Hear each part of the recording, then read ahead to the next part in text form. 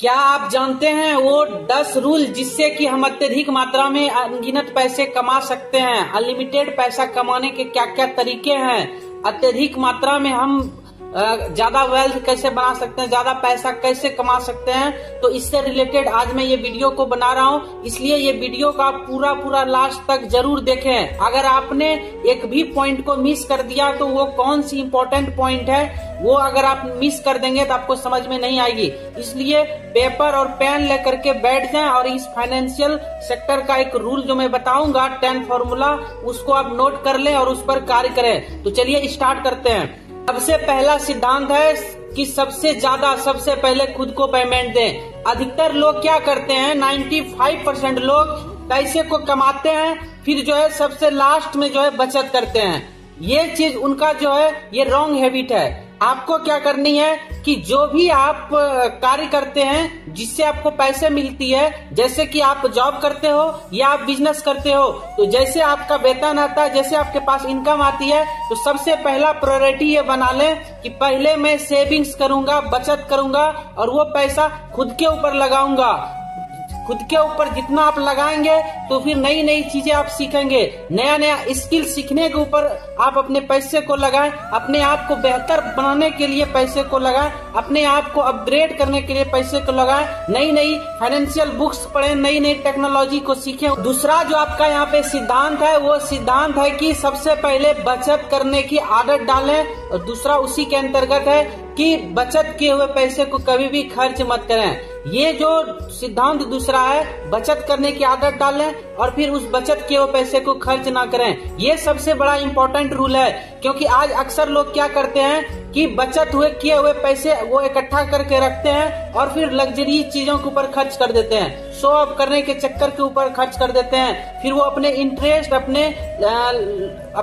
Interest के लिए, अपनी चाहत के लिए, अपनी इच्छा के लिए उस पैसे को खर्च कर देते हैं। मगर आपको ऐसा करना नहीं है, क्योंकि बचत करने की आदत जो आप डालेंगे, इससे आपको सबसे बड़ी जो फायदा होगा आपको, वो आपका एक वेल्थ बनेगा, आपका एक बजट बनेगा।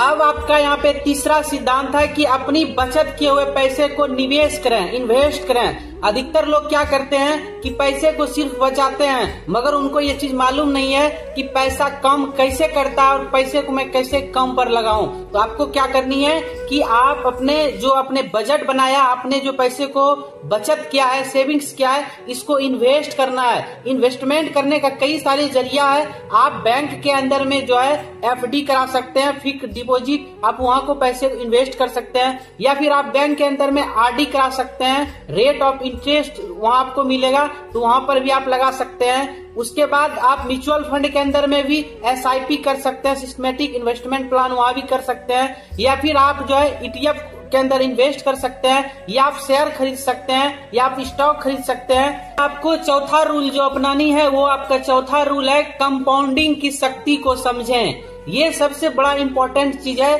कि आपको क्या करनी है, कंपाउंडिंग की ताकत को समझनी है। कंपाउंडिंग का मतलब होता है कि कई गुना वृद्धि होना, पैसे को कई भागों में मल्टीप्लाई करना, कई जगह डिस्ट्रीब्यूट करना, और उससे जो है रेट ऑफ इंटरेस्ट का इंटरेस्ट मिलना, ये आपको समझनी है। मैं एक एग्जांपल से बताता हूँ कि अगर किसी के घर में अगर सिर्फ उनके पिताजी कार्य करते हैं तो अकेला उनसे सारा खर्च, सारा चीज समाधान होता है, सारा जीविका चलता है उनका। मगर जिस दिन उनके बेटे भी उनके साथ वर्क करने लगते हैं तो उनका जो मनी सर्कुलेशन है वो डबल होने लगता है।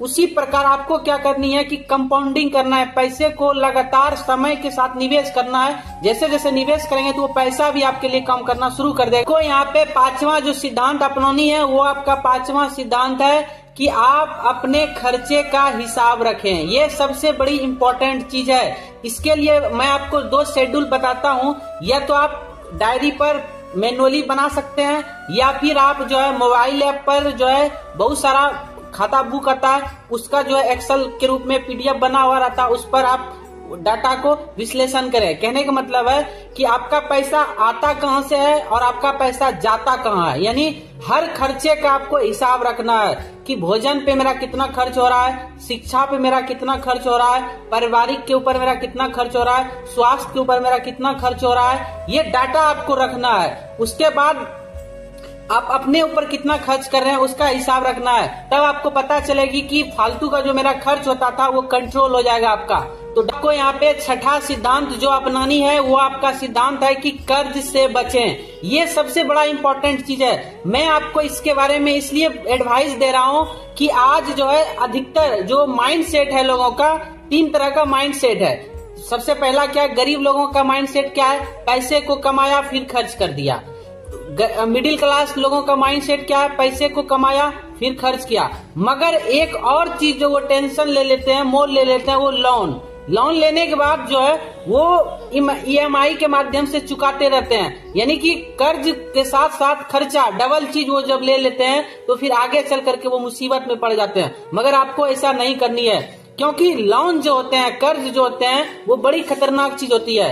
आपको लोन से बचना है। लोन 2 तरह का होता है, एक गुड लोन होता है, एक बैड लोन होता है। यहाँ पे 7वां जो सिद्धांत को अपनानी है वो आपका सिद्धांत है कि आपको जो है इनकम ऑफ सोर्स बढ़ाने के तरीके को ढूंढना है। यानी कि इनकम ऑफ सोर्स बनाने के रास्ते की आगे की ओर जाना है। आपको इनकम ऑफ सोर्स को कैसे बनाया जाए, कैसे बढ़ाया जाए अपना इनकम ऑफ सोर्स, उस पर कार्य करना है। ये बहुत इंपॉर्टेंट चीज है। अक्सर अभी के समय में लोगों की हालत क्या है, वो सिर्फ और सिर्फ एक आय के स्रोत पर टिके हैं। या तो जॉब कर रहे हैं, या तो मजदूरी कर रहे हैं, या तो बिजनेस कर रहे हैं। मगर मैं आपको एक चीज एडवाइस देता हूँ कि आपको कई सारे इनकम ऑफ सोर्स के रास्ते बनाना है। और कई सारे इनकम ऑफ सोर्स बनाने के लिए आपको 2 चीजें चाहिए। सबसे पहली चीज जो चाहिए आपको यहाँ पर स्किल्स। आपको स्किल्स सीखने के ऊपर ज्यादा काम करना है। 8वां जो सिद्धांत अपनानी है वो खर्च को कम करने की कला को अपनाना है। ये सबसे बड़ा इम्पोर्टेंट चीज है।